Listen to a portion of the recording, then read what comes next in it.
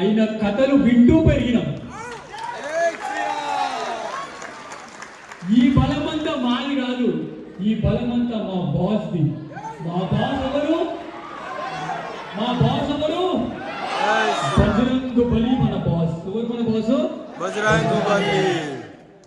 ప్రభు చరిత్ర సునివే కో రసియా, రామ లఖన సీతా మన బసియా. మీరందరూ కలిసి పాడాలి నాతో పాటు. ఓకే? శ్రీరామ్ జయ రామ్ శ్రీరామ్ జయ రామ్ జయ జయ రామ్, శ్రీరామ్ జయ రామ్ జయ జయ రామ్, శ్రీరామ్ జయ రామ్ జయ జయ రామ్, శ్రీరామ్ జయ రామ్ జయ జయ రామ్.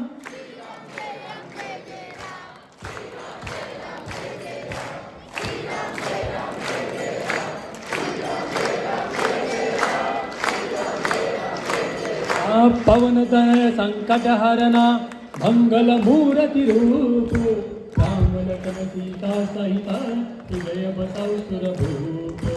శ్రీరామ్ జయ రామ్ జయ జయ రామ్, శ్రీరామ్ జయ రామ్ జయ జయ రామ్. అప్పుడు రాముడు పడిపోయి ఏడుస్తూ ఉంటాడు. ఏడుస్తుంటే పక్కన ఎవరు వస్తాడు? ఆంజనేయ స్వామి వస్తాడు. స్వామి ఎందుకు ఏడుస్తున్నావు స్వామి? నేను ఉండగా లక్ష్మణుడు చనిపోతాడు నువ్వు అనుకుంటున్నావా స్వామి? లక్ష్మణుడు చనిపోడు స్వామి. కొందరు ఏమంటారు అని అంటే చంద్రుని లోపల అమృతం ఉందని అంటారు స్వామి. అట్లాంటి చంద్రుణ్ణి పచ్చి బట్టలు పిండినట్టు పిండి అమృతాన్ని తీసుకొని వస్తా అంటున్నారు స్వామి. సూర్యుని యొక్క అగ్ని జ్వాలల లోపల అమృతం ఉందని అంటున్నారు స్వామి. అట్లాంటి సూర్యుని యొక్క అగ్ని జ్వాలలని అరచేతోని పట్టుకొని పిండుకొని అమృతాన్ని తీసుకొస్తా. చావునే చంపేద్దాం కానీ లక్ష్మణుడు మాత్రము చనిపోయే ఛాన్స్ లేదని చెప్పి హనుమంతుడు పక్కన నిలబడ్డాడు. జై శ్రీరామ్, జై బజరంగబలి. అట్లా చెప్పిన హనుమంతుడు వాయు వేగముతోటి ఫాస్ట్ గా పోతూ ఉంటాడు. మనోజవం వారుదతుల్య వేగం జిదేంద్రియం బుద్ధిమతాం వరిష్టం వాతాత్మజం వాడవేయడం ముఖ్యం శ్రీరామదూతం పోయిండు. సంజీవిని కోసం ద్రోణగిరి పర్వతాన్ని తీసుకొని స్వామి చాలా ఫాస్ట్ వస్తుందంట. స్వామి అక్కడ నార్త్ నుంచి ఫాస్ట్ గా లంకకు వస్తూ ఉంటే ఆ టైంలో అయోధ్యను ఎవరు పరిపాలిస్తుంటారు? భరతుడు. ఎవరు పరిపాలిస్తుంటారు? భరతుడు పరిపాలిస్తుంటాడు. పైనుంచి పెద్ద రూపం అవుతుంది. ఆయన ఎవరో నాకు తెలియదు, భరతుడికి తెలియదు. సో అప్పుడు భరతుడు ఏం చేస్తాడు అని అంటే ఒక పెద్ద బాణం తీసుకుంటాడు. బాణం తీసుకొని హనుమంతునికి వేస్తాడు. ఆ బాణం ఎవరికి తగ్గుతుంది? హనుమంతుని బాణం తగిలిన తర్వాత హనుమంతుడు ఒకటేసారి ద్రోణగిరి పర్వతం సహా జై శ్రీరామ్ అని అయోధ్యలో పడిపోతాడు. మనందరికి ఒక డౌట్, భరతుడు బాణం కొడితే ఆంజనేయ స్వామి పడడం ఏందన్నా వచ్చింది కదా చాలా మందికి డౌట్. వనవాసంలో ఉన్న రాముడు భరతుడి గురించి ఆంజనేయ స్వామికి చెప్పేస్తాడు.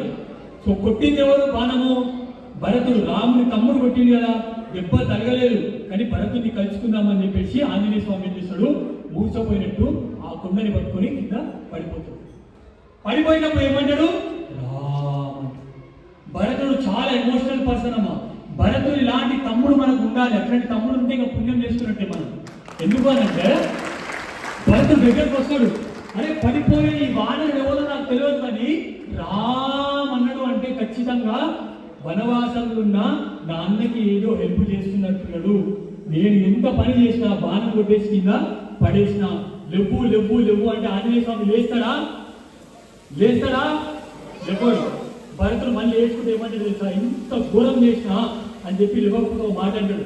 నిజంగా నాకు నా అన్న ఇష్టం ఉంటే, నా అన్నకి నేను ఇష్టం ఉంటే ఈ మూర్చపోయిన బాణుడు ఎవరో కానీ ఖచ్చితంగా ఇవ్వాలి అని అంటే అప్పుడు బాస్ మళ్ళీ జై శ్రీరామ్ నేను ఫాస్ట్ గా వెళ్ళిపోతా అని చెప్పేసి స్వామి ద్రోణగిరి పర్వతాన్ని తీసుకొని ఎక్కడ పోతాడు?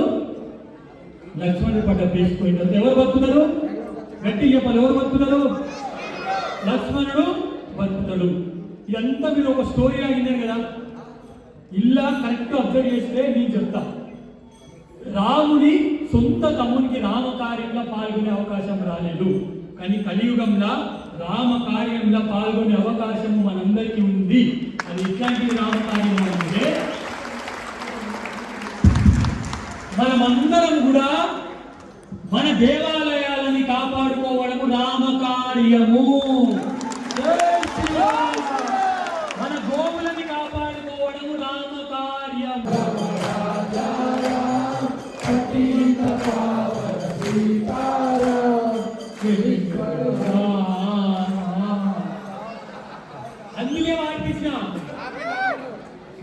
గొర్రెలు కాదు మనము, సింహాలం. కరెక్షన్.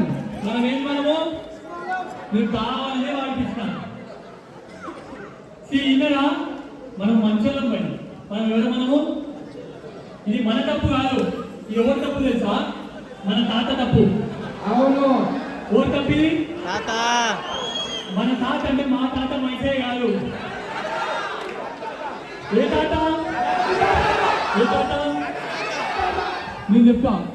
రఘుపతి రాఘవ రాజారాం, పతీత పావన సీతారాం, సుందర విగ్రహ మేఘర్షాం, గంగా తులసి సాలగ్రాం, భద్రగిరీశ్వర సీతారాం, భగత జనప్రియ సీతారాం. ఇది ఒరిజినల్.